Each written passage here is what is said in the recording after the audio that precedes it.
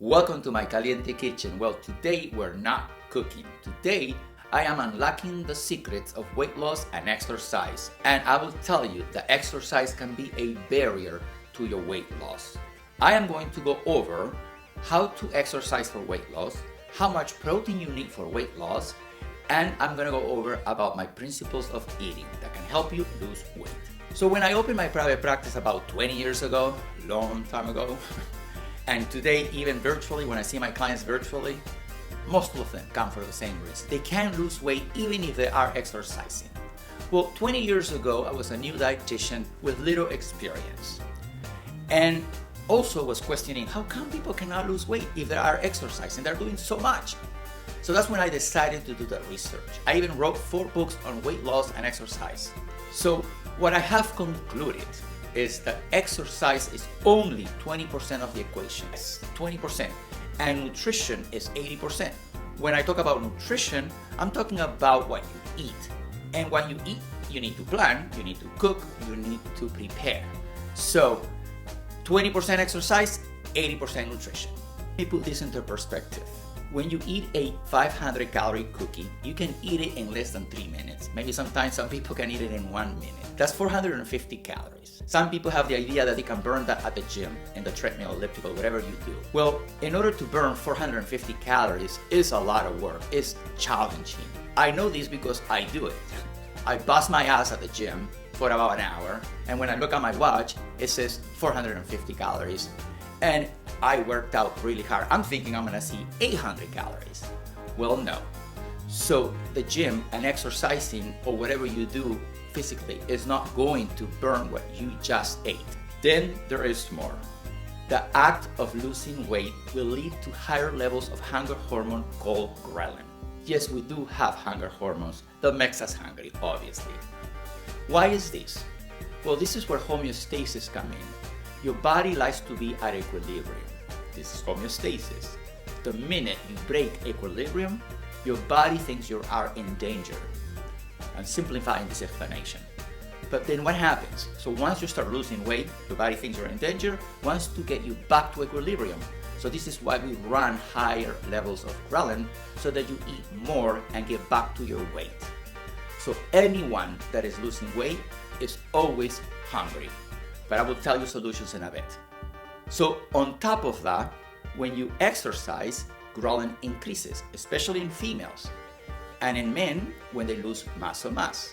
So now here you have a person who is exercising, increasing their ghrelin, losing weight, increase their ghrelin. So now their ghrelin is running high. And when ghrelin is really high, people end up eating 40% more without realizing it. That's crazy. So that's when you say goodbye to your weight loss. So what is the solution to exercise and weight loss? I have some tips for you to follow. So how to exercise? Well, you have 2 types of exercises that I'll recommend. Strength training. Strength training is probably one of the most important things you can do. As you lose weight, you lose muscle and fat. But you don't want to lose muscle, right?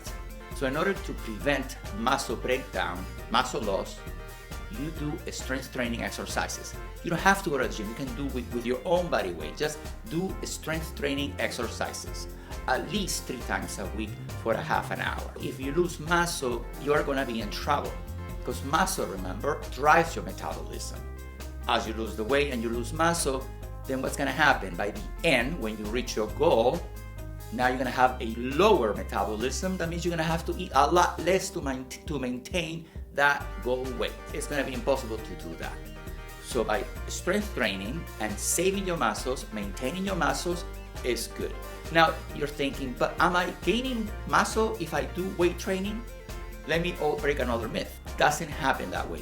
You cannot build muscle and lose weight at the same time. 2 different systems. One is an anabolic system, which means you build muscle, and the other one is a catabolic system, which means you break down things. But what you want to break down only is fat. So if you need to lose 20 pounds, I like to see someone lost 18 of fat and 2 only of muscle mass, which also includes water. So now let's talk cardio. I've seen people for hours in the elliptical, hours sweating every day. and they don't lose not even a half a pound.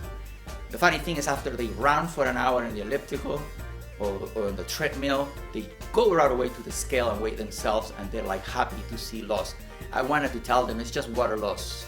Well, so in order to lose weight, actually the body likes for you to be doing exercises, cardiovascular exercises that are more mild. Now, the one that I found and through research is HIIT, high intensity interval training.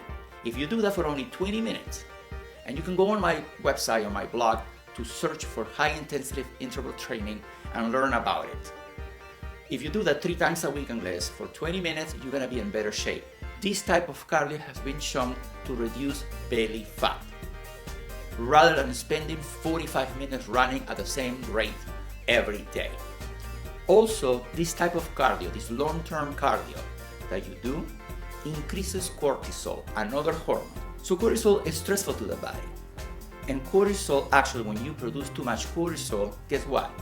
Shuts down fat loss. So even though it's good stress because you're exercising, nonetheless is stress for the body. You don't feel stress, the body is stressed. And on top of that, what research have shown is that if you eat less calories at a deficit, 1500, 1600, 1400, no matter what the calories are, your body also is running into a stress situation. So add exercise that you produce too much cortisol with a lot of stress, and then your body already is stressed because you're eating less calories, goodbye weight loss. So again, do HIIT exercises for cardio 3 times a week for 20 minutes. And you know what the body likes the best? If you move more throughout the day. Research after research have shown that. Move more. What I'm talking about by moving more is walk more. You know, you hear it sometimes, park farther from the door, take the stairs rather than the elevator, but not just one time. Do this part of your lifestyle. You need to have a more active lifestyle. And when I say active lifestyle, I'm not talking active exercising, active walking and moving throughout the day. This is where the steps come in. You heard the 10,000 steps. That's great, actually. It's a great way to know and monitor how active you are. We recommend about 10,000 steps a day. I see people every day in my virtual practice now, and when I ask what is their average, because I have them look at their watch or their phone, they're doing 3,000, 2,000. I'm telling you, they're sedentary. So if you're not getting to 10,000, make your goal to get to 10,000 and do it gradually. If you are 10,000, then challenge yourself and do 15,000, because your body adapts to what you're doing.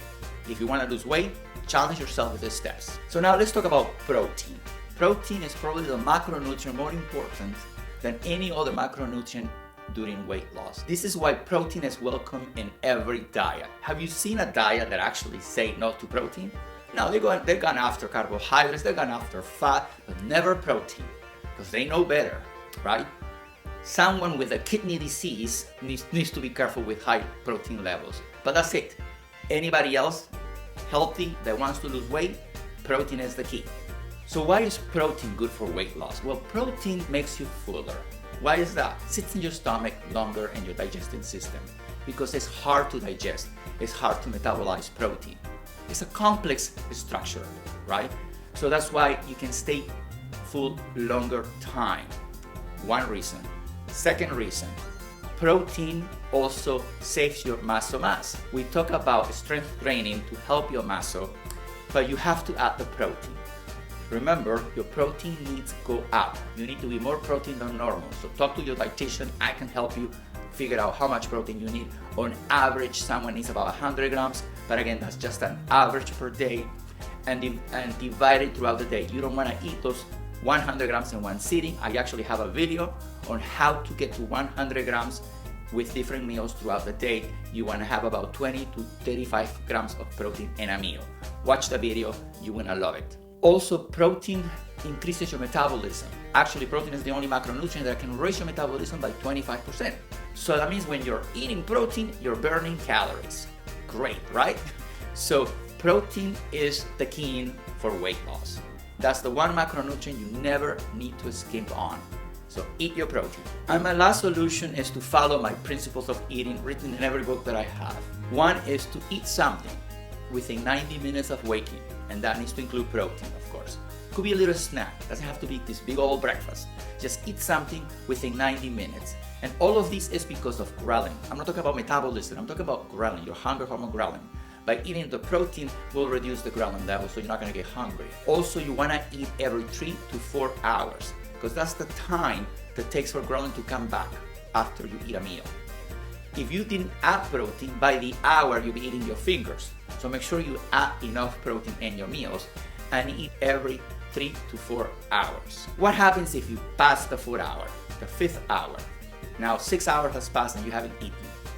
And now you get home, ghrelin increases exponentially after the 4th hour. The longer you wait, the higher it gets. And it doesn't tell you you're hungry. It doesn't. It just, when you see food, you go crazy. So that's when you become a caveman or a cavewoman. Now you start hunting. Back in the day, they ran after rabbits. Right now, we're not running. We're just opening the doors and eat chips. So many times we end up eating 2 dinners. The chips, the salsa, the cheese and crackers, and then dinner. Because ghrelin was too high. This is what I recommend, the mid-afternoon snack. All of these, search this information on my blog. I have tons of information regarding all of that. Also, make sure you are getting enough fluids. Your brain thinks you are hungry 60% of the time, but you are thirsty. So make sure you drink enough fluids so your brain doesn't confuse if you're thirsty or hungry. Sleep is important. Also on my blog, check it out. Sleep matters because lack of sleep less than 5 hours per night, can increase your hunger hormone ghrelin the very next day. All right, my friends, so I hope this was very helpful. Again, remember, I can be your coach. I could be someone who customizes a plan for you and put all these pieces together based on your lifestyle. All you need to do is go to my website, Villacorta.com, and schedule a free 20-minute consultation where I can hear you, I can then tell you how I'm going to help you, and sign up to my plan. Glad to see you, and I hope, again, you learned something today, and until next time, bye now.